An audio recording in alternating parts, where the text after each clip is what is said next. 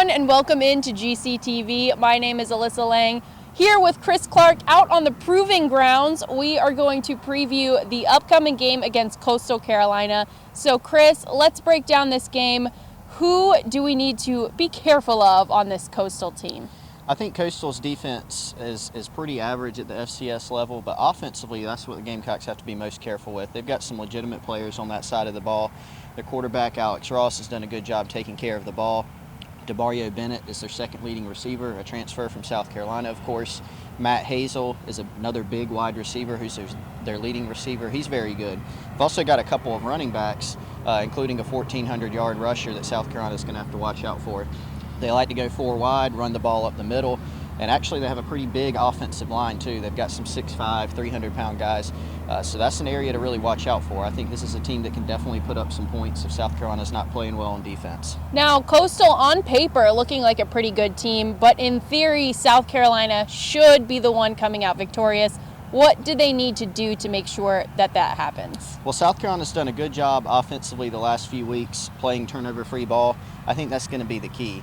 They can't come out, turn the ball over, play poorly on offense, and expect to completely shut down Coastal. Like I said, I think this is a Coastal team that can move the ball. I think they are going to score some points in this game. They're pretty good offensively, and we've certainly seen some FCS teams in the past come into Williams-Brice and be able to put up some points. This isn't an option team or anything like that, but still presents some challenges for South Carolina. So they're going to have to run the ball, try to control the clock, because Coastal is going to try to go up-tempo and score some points. And Steve Spurrier did say on Tuesday that we would see Dylan Thompson, that Connor Shaw actually plays better when Dylan Thompson is in the game.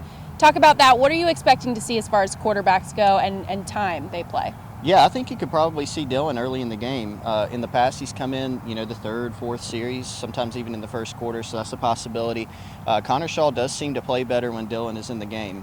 In games they both played in this year, not due to injury, of course, Connor Shaw's completing 70% of his passes, 11 touchdowns, no interceptions. So for whatever reason, that's definitely true what Coach said. And wrapping up here, as far as the race to Atlanta for the SEC Championship, what game are we looking at this weekend to see what could be what seals the Gamecocks' fate? Yeah, Ole Miss, Missouri is the game to watch at Oxford. James Franklin returns from Missouri. Ole Miss had a pretty good year. They've had some near misses. They've had some close wins too. So that's the game to watch. If Ole Miss is able to take that one, then South Carolina will be headed to Atlanta. Gamecock Nation will definitely be keeping a close eye on that one. But that will wrap it up for our Coastal preview. Stay tuned for a special segment we have coming up here on GCTV.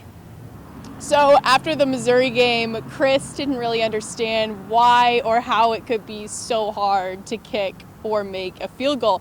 So we decided to put him to the test. I don't see what the big deal is about kicking field goals. I was at Missouri and saw a dude just totally knock one off the crossbar from 24 yards. I looked at it out here, no problem. So I think my career long ended up being 20 yards. I peaked at 20 yards because I apparently cannot kick past 27 yards. But I'll take that. Not a bad day. Good day at work today. I think Chris was 1 for 6, so I will also take that victory. I was 1 for 6. I regret the smack talk. I apologize to the Missouri kicker, Andrew Baggett. The 24-yarder from the left hash, I didn't even get it off the ground. And I will say, I don't normally make excuses, but it was windy out here. Well, thank you for watching this special edition of GCTV. Be sure to check out GamecockCentral.com for all your Gamecock athletic needs, and we will see you next week.